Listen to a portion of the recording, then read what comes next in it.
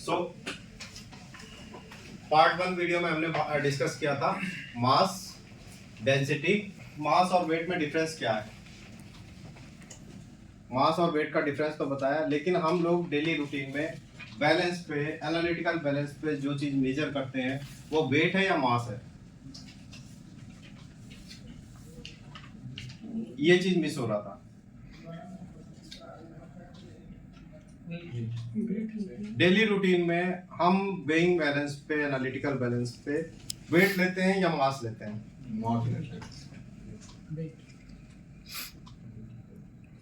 Wait लेते हैं। तो जो डिस्प्ले आता है स्क्रीन पे वो वेट है या मास है? हमने बताया था मास क्या है, मास लेते हैं हम। हमने बताया था मास क्या है, mass is volume into density. Actual content किसी भी ऑब्जेक्ट में कितना है, दैट इज मास। वेट क्या है, वो जो मास है उसको ग्रेविटी कितना खींच रही है, किस फोर्स से खींच रही है, वो है वेट। तो हम लेते क्या है बैलेंस पे, मास या वेट? मास। मास वाले दो लोग हैं, बाकी लोग क्योंकि डिफरेंट टेम्परेचर पे जब हम करेंगे तो फिर वो अलग हो जाता है, इसलिए मास ही है। टेम्परेचर का क्या है, मैंने 1 किलो पानी लेना है, उसका मास एक्चुअल में वही है, ग्रेविटी में 0 कर देता हूँ तो मास तो वॉल्यूम इनटू डेंसिटी है। मैं उसको गर्म भी करूंगा तो वॉल्यूम बढ़ेगा, डेंसिटी कम होगी, वॉल्यूम बढ़ गया, डेंसिटी कम हुई, मास तो कंसिस्टेंट ही रहेगा। तो हम मास मेजर कर रहे हैं। अगर आप डेली वेरिफिकेशन में क्या करते हो, मास लेते हो या वेट लेते हो? वेट लेते हो, मास लेते हो? मास लेते हो, वेट लेते हो? वेट लेते हो। तो सारे लोग वेट वाले हैं, सिर्फ 2 लोग ऐसे हैं जो मास की बात कर रहे हैं कि हम मास लेते हैं। सबसे पहले हम जानेंगे बैलेंस है क्या। अच्छा, इस सेशन से आप क्या क्या चीजें लर्न कर पाओगे?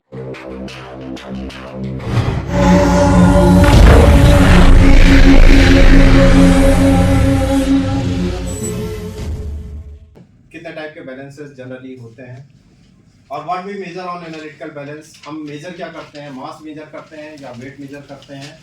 Operating principle of analytical balance, जो एनालिटिकल बैलेंस का ऑपरेटिंग प्रिंसिपल है उसके बारे में पता लगेगा आपको। और what are the precautions to be taken during weighing on analytical balance. सबसे पहले एनालिटिकल बैलेंस ऐसा ही होता है बैलेंस। ये ड्राफ्ट सील्ड है, सील्ड का मतलब है कवरिंग, चारों तरफ से कवरिंग है। ड्राफ्ट का मतलब है टेंटेटिव, इसका आप जैसे ढक्कन बाहर कर दोगे मूवेबल है, कंप्लीटली कवर नहीं है, ड्राफ्ट सील्ड है। लेवल इंडिकेटर इंपॉर्टेंट चीज है। अगर आप बैलेंस की सरफेस को या बैलेंस के अलाइनमेंट को तिरछा मिर्चा रख दोगे तो यहाँ पे एक स्प्रिट लेवल होता है, आपने देखा होगा डेली वेरिफिकेशन में स्प्रिट लेवल का एक कॉलम दिया हुआ है, वो ओके है नहीं है आपको इंश्योर करना है। आपको अपनी हर वेइंग में वो इंश्योर करना है कि स्प्रिट लेवल सेंटर में रहे।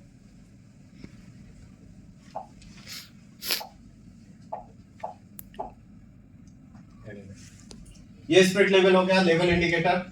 यहाँ सेंटर में अगर आपका बबल है तो इसका मतलब आपका जो बैलेंस जिस सरफेस पे रखा है वो अलाइंड है, हॉरिजॉन्टली मेंटेन है। एक पावर बटन होती है, इसके पीछे एक पावर कॉर्ड दी होगी, पावर बटन है, क्लियर बटन दिया हुआ है, लेवल एडजस्टमेंट फीट है। अगर आपका ये लेवल स्प्रिट लेवल बराबर नहीं है तो आप लेवल एडजस्टमेंट फीट से ऊपर नीचे करके स्क्रू करके इसको सेंटर में ले आते हो। यहाँ पे आपने कोई ऑब्जेक्ट रखा, मान लीजिए 10 ग्राम रखा और डिस्प्ले आपका 10 ग्राम दिखता है, तो इस ऑब्जेक्ट को रखने के बाद डिस्प्ले जो आया वो किस फॉर्म में आपको मिल रहा है वो देखेंगे हम। ये डोर हैंडल है, बैलेंस पैन है, इसी पैन पे हम रख के वेइंग करते हैं। टाइप्स ऑफ बैलेंस कितने टाइप के होते हैं, कितने टाइप के बैलेंस जानते हो आप लोग? एक टॉप लोडिंग बैलेंस है, किसी कोई फिजिकल बैलेंस भी बोल देता है। इसमें क्या है, एक्यूरेसी थोड़ी कम रहेगी, वेट आपको हैवी वेट ले सकते हो आप। दूसरा एनालिटिकल बैलेंस, माइक्रो बैलेंस और अल्ट्रा माइक्रो बैलेंस। इसमें एक सेमी माइक्रो बैलेंस होता है। सेमी भी लिख सकते एनालिटिकल बैलेंस के पार्ट हैं। है। एक्चुअल में क्या है, इस गाइडेंस में 0.0001 ही दिया हुआ था एनालिटिकल में। Semi semi analytical micro balance हो जाएगा। तो वो 5 डिजिट तक आएगा। अब आपको जान के आश्चर्य होगा कि आप 1 ग्राम के कितने पार्ट तक मेजर कर सकते हो अपने बैलेंस पे। 1 ग्राम का कौन सा हिस्सा मेजर कर सकते हो अपने बैलेंस पर या अपने बैलेंस पे? कितने डिजिट का बैलेंस है? ग्राम। अगर हम यूनिट ग्राम लेते हैं तो कितने डिजिट्स में डिस्प्ले करता है? 5 डिजिट में। तो कितने पार्ट तक, 1 ग्राम के कितने हिस्से तक जो है आप मेजर कर सकते हो? 5 डिजिट है, मतलब 1 divided by 5, 10 to the power 1 लाखवां हिस्सा हो गया। हाँ, 1 लाखवां हिस्सा आप अपने एनालिटिकल बैलेंस पे 1 ग्राम का 1 लाखवां हिस्सा आप मेजर कर सकते हो। That is your least count point. इसकी मैक्सिमम कैपेसिटी 220 ग्राम भी होती है, किसी में 320 ग्राम भी होती है। ये एक जनरल कॉन्सेप्ट आपको बताया है कि टॉप लोडिंग पैन बैलेंस, ये जनरली फिजिकल बैलेंस 200 ग्राम और इसकी एक्यूरेसी 0.001 ग्राम तक होगी, यानी कि इसकी लिस्ट काउंट 0.001 होगी। ये 1 ग्राम का कौन सा हिस्सा है? 1000वां हिस्सा है। ये 1 ग्राम का 10 लाखवां हिस्सा है। ये 1 ग्राम का 10 लाखवां हिस्सा है। ये 1 ग्राम का 1 करोड़वां हिस्सा है। तो अल्ट्रा माइक्रो बैलेंस की कैपेसिटी और लीस्ट काउंट ये दिया हुआ है। माइक्रो बैलेंस का ये है, एनालिटिकल बैलेंस ये है, टॉप लोडिंग पैन बैलेंस की लीस्ट काउंट ये है।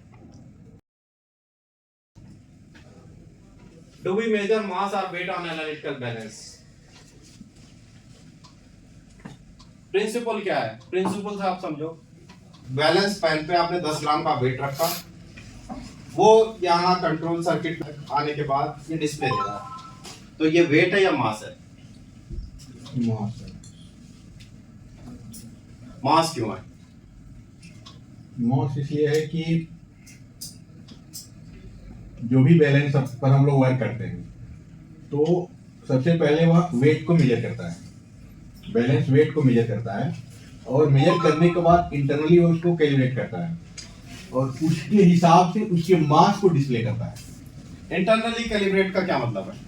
मतलब इंटरनली वह जो है वेट को फाइंड आउट। आज हम पूरे बैलेंस के ऑपरेशन का पोस्टमार्टम करेंगे। यहाँ हर चीज आपको पता लगेगी कि क्यों करते हैं हर चीज। अब जो है यहाँ पर फोर्स आपको यहाँ पर आएगी, उसको वह कन्वर्ट करके जो है मास में अपने को देगा। ग्रेविटेशनल फोर्स हो रही है उसमें। ग्रेविटेशनल फोर्स को अप्लाई करने के बाद तो ग्रेविटेशनल फोर्स को यहाँ पे ग्रेविटेशनल फोर्स नहीं अप्लाई हो रहा है। जब आप किसी बैलेंस पे वेट रखोगे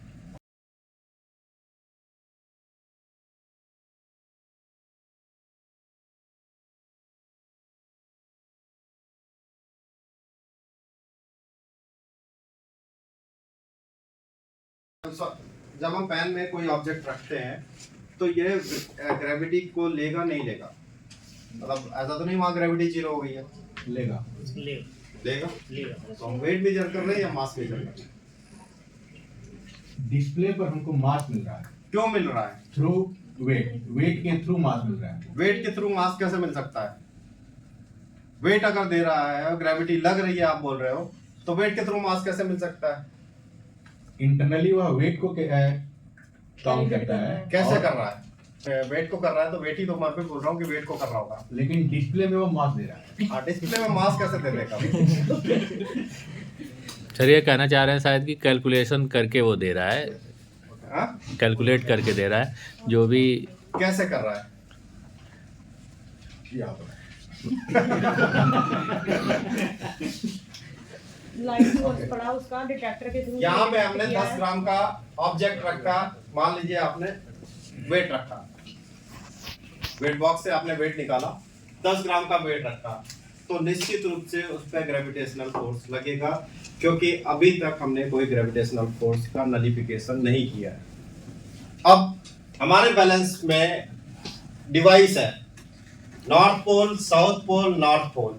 जनरली एनालिटिकल बैलेंसेस जो हैं वो इलेक्ट्रोमैग्नेटिक बैलेंस होते हैं। वो इलेक्ट्रोमैग्नेटिक बैलेंस इसीलिए बोला जाता है क्योंकि यहाँ पे इलेक्ट्रोमैग्नेटिज्म फील्ड डेवलप हो रही है, इलेक्ट्रोमैग्नेटिक फील्ड डेवलप हो रही है, और वो इलेक्ट्रोमैग्नेटिक फील्ड ऐसा डेवलप हो रही है कि उसकी ग्रेविटी को वो नलीफाई कर रही है। यहाँ पे जो वेट 10 ग्राम का है, जो अर्थ उसको खींच रही है, उस फोर्स को नलीफाई करने के लिए इलेक्ट्रोमैग्नेटिक फील्ड डेवलप करता है। ये इलेक्ट्रोमैग्नेटिक फील्ड डेवलप हुआ। नलीफाइंग डिटेक्टर है, इसमें दो चीजें होंगी, लाइट सोर्स होगा और डिटेक्टर होगा। लाइट सोर्स और डिटेक्टर अपना काम करेंगे, कंट्रोल सर्किट तक इंफॉर्मेशन देंगे। इंफॉर्मेशन देने के बाद डिस्प्ले होगा, जो वो मास होगा। अब नलीफाई किया तो मास, फिर वहां खींचने वाला जो इफेक्ट था वो खत्म हो गया, ग्रेविटेशनल फोर्स का इफेक्ट खत्म हो गया। बचा क्या? एक्चुअल कंटेंट जो उस ऑब्जेक्ट का है वो बचा। तो यहाँ पे मास डिस्प्ले होता है। अब ये कैसे पता कि इलेक्ट्रोमैग्नेटिक फील्ड है बिल्कुल उसके इक्वल फोर्स दे रहा है? ग्रेविटेशनल फोर्स से जितना खींच रही है धरती, अर्थ जितना खींच रहा है उसे, उसी फोर्स से इलेक्ट्रोमैग्नेटिक फील्ड डेवलप करके इलेक्ट्रोमैग्नेटिक फोर्स डेवलप हो रहा है। तो दोनों को नलीफाई कर रहा है, उसका इफेक्ट जीरो कर रहा है। तो पता कैसे लगता है हमें? बैलेंस तो इंटरनल कैलिब्रेशन में इसको सेट कर लेता है। Very good. इंटरनल कैलिब्रेशन आपने देखा होगा कि इंटरनल कैलिब्रेशन हम करते हैं, बैलेंस को यूज करने से पहले इंटरनल कैलिब्रेशन करते हैं। उस इंटरनल कैलिब्रेशन को करने का लॉजिक यही है। अगर आपने इंटरनल कैलिब्रेशन नहीं किया तो आप जो मास डिस्प्ले हो रहा है वो प्रॉपर नहीं रहेगा। सबसे पहले तो स्पिरिट लेवल देखोगे, फिर उसके बाद इंटरनल कैलिब्रेशन करते हो। इंटरनल कैलिब्रेशन का लॉजिक ये है कि इंटरनल कैलिब्रेशन करने के बाद हमारा बैलेंस इस ग्रेविटेशनल फोर्स को नलीफाई करके इक्वल कर दे। यहाँ पे ग्रेविटी का इफेक्ट जीरो हो जाए, जो भी मिलेगा हमें वो कंटेंट का मास मिलेगा, वो मास डिस्प्ले होता है। तो इंटरनल कैलिब्रेशन करना जरूरी है।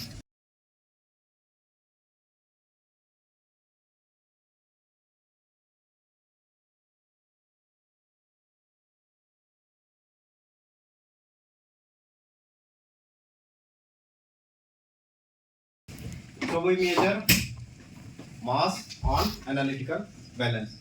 I hope it is clear to everybody. Any doubt? Yes, please.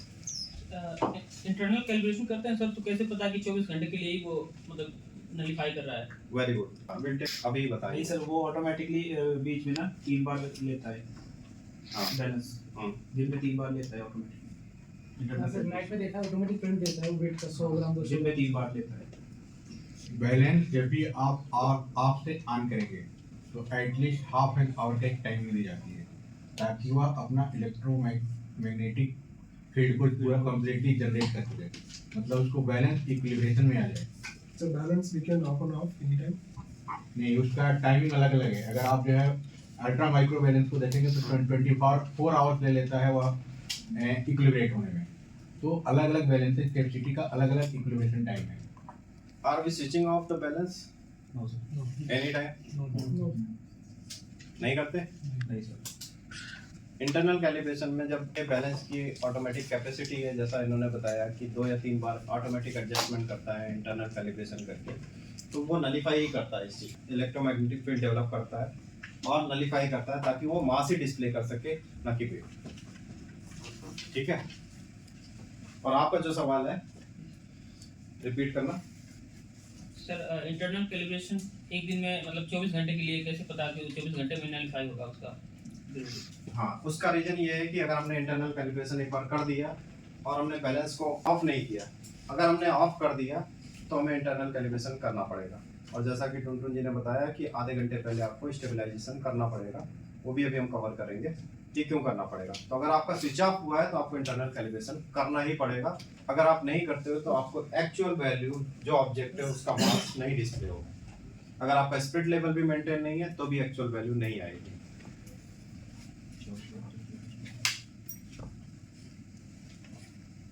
So, do we measure mass or weight on analytical balance? Analytical balances are electromagnetic balances, and so measure this weight using an electromagnet.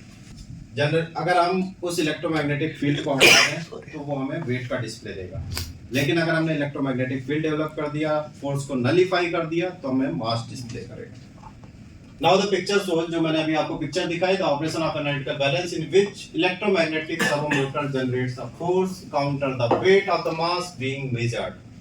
वो जो wait है उसका gravitational force को nullify कर रहा है, counter कर रहा है। The electrical current required to generate this force is proportional to the weight and so can be used with appropriate calibration to calculate the mass.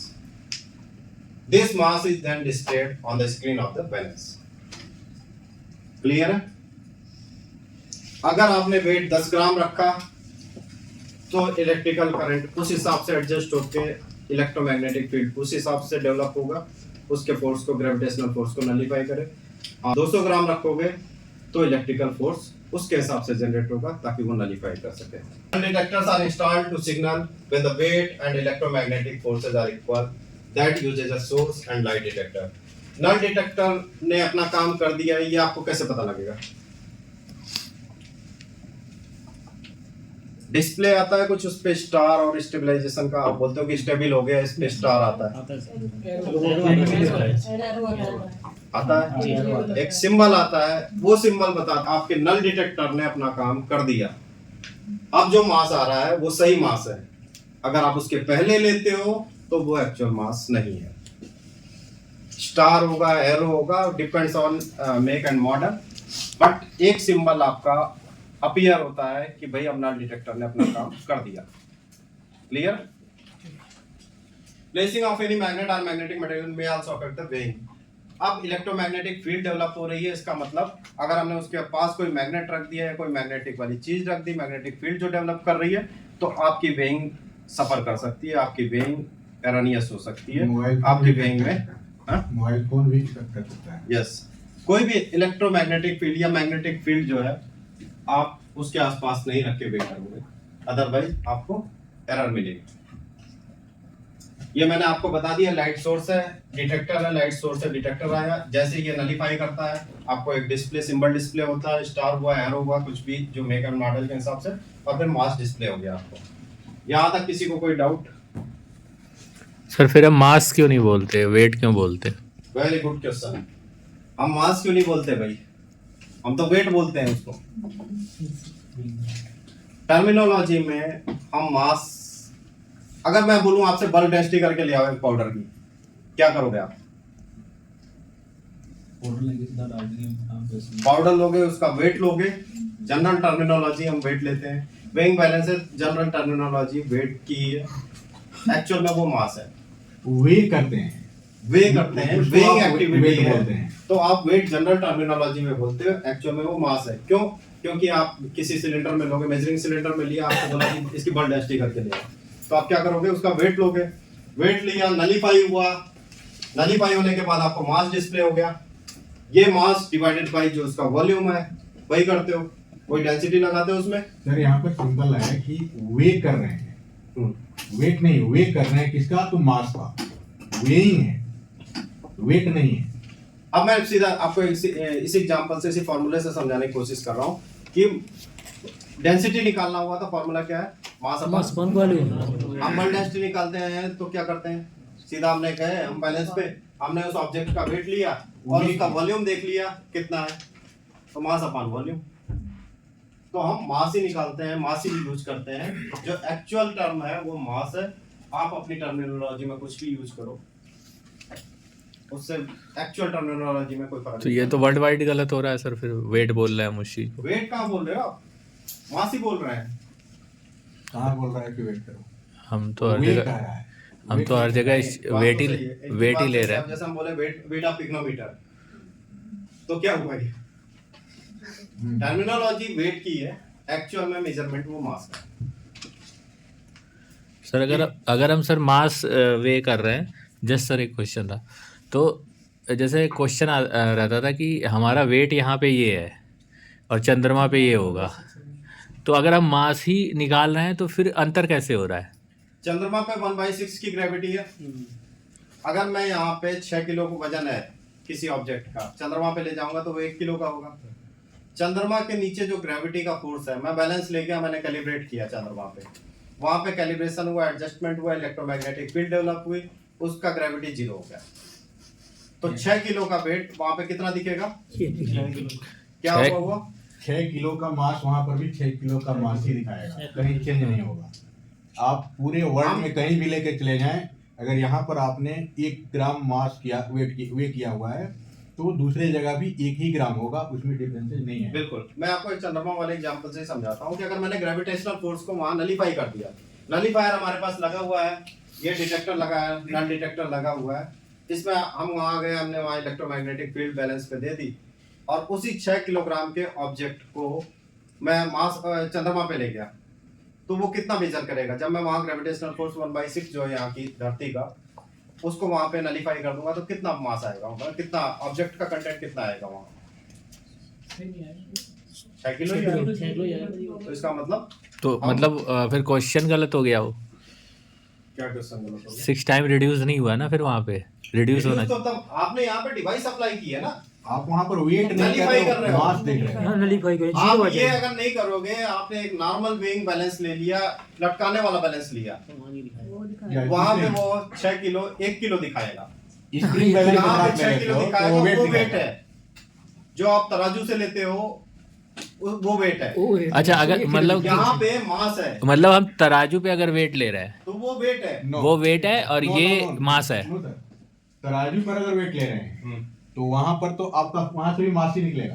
तराजू इसी को हम चंद्रमा पे ले गए, कितना आएगा बस उसका मास? अरे तराजू रहेगा तो कोई ना कोई 1/6 उसका कम हो भी जाएगा। स्टैंडर्ड रहेगा ना। किसका स्टैंडर्ड रहेगा? 5 केजी हमको वेट करना है चंद्रमा हाँ।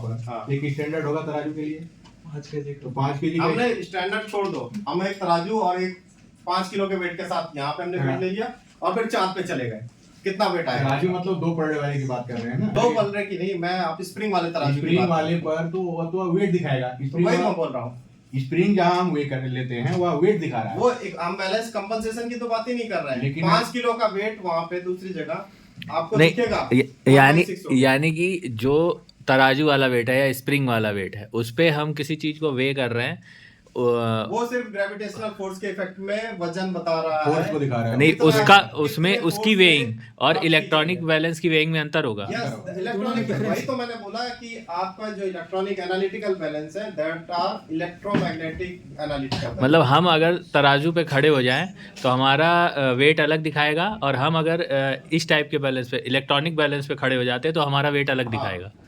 मतलब अगर एक आप- में वेट दिखाएगा, एक में मास दिखाएगा। नहीं सर, मैं एग्री नहीं हूँ इस चीज़ से। हमारे घर तो दोनों ही हैं।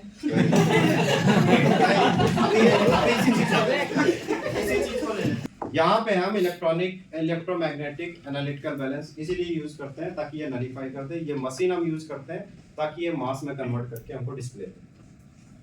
पहले भी जो तराजू हम लोग लेते थे तो वहां पर भी ग्रेविटेशनल फोर्स नलीफाई हो जाती थी। कैसे? तो एक तरफ आप स्टैंडर्ड रखते थे, 5 केजी का स्टैंडर्ड है, और दूसरे तरफ आप क्या रखते थे? वेट रख रहे हैं। मैं स्प्रिंग दोनों वाले तरफ की बात कर रहा हूँ, Same जहाँ पे level सिर्फ ग्रेविटेशन से खींच रहा है, कोई आपके पास स्टैंडर्ड नहीं है। उस स्प्रिंग वाला तराजू देखा होगा आपने, आपका सिलेंडर वाला लेके आता होगा, उसको लिया आपने 14 किलो का सिलेंडर, यहाँ पे चंद्रमा पे ले जाओगे तो क्या 14 किलो ही बताएगा वो? 1/6 नहीं, बताएगा। जो हम स्प्रिंग में सिलेंडर का वजन करेंगे, वो वजन और इलेक्ट्रॉनिक बैलेंस का इस वाला वजन डिफरेंट हो जाएगा। डिफरेंट होगा। डिफरेंट होगा, डिफरेंट ग्रेविटेशनल फोर्स के इन्फ्लुएंस में। ग्रेविटेशनल फोर्स एक है तो फिर कोई इम्पैक्ट नहीं आएगा आपका। What are the precautions during weighing on analytical balance? कौन कौन सी प्रिकॉशंस लेनी चाहिए? यही इंपॉर्टेंट है, आपको इसका ध्यान रखना है, अदरवाइज आपकी एनालिटिकल स्किल का कोई मतलब नहीं रहता। आप परफेक्ट हो गए तो आप समझ लो 50% एनालिस्ट आप पक्के हो गए। सबसे पहला आपने चेक स्पिरिट लेवल को सेंटर में ले जाना है। अगर आपका एनालिटिकल बैलेंस का स्पिरिट लेवल सेंटर में नहीं है तो इसका मतलब आप उस पर वेइंग नहीं कर सकते। Ensure stabilization of balance before weighing for at least 30 minutes if balance was switched off earlier. अगर बैलेंस को बंद रखा है तो उसको यूज करने से पहले कम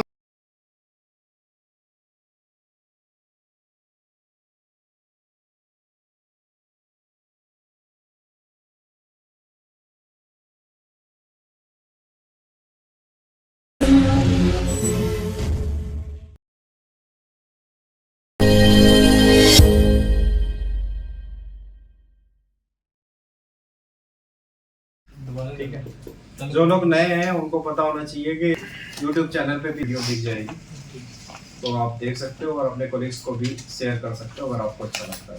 तो इन टॉपिक्स पे भी वीडियो बनाएंगे, बट जो मुझे कंफ्यूजन बीच बीच में मिलता रहता है एनालिस्ट के बीच में, जैसे वेट पर एमएल पे कंफ्यूजन मिला, अब वेइंग बैलेंस पे मिला, और इसके बाद हम रिलेटिव डेंसिटी की बात करेंगे और स्पेसिफिक ग्रेविटी, उसकी ट्रेनिंग हम दे चुके हैं, उसकी वीडियो हम नेक्स्ट पार्ट में देंगे, बट ये अभी पब्लिश होगी इसके बाद।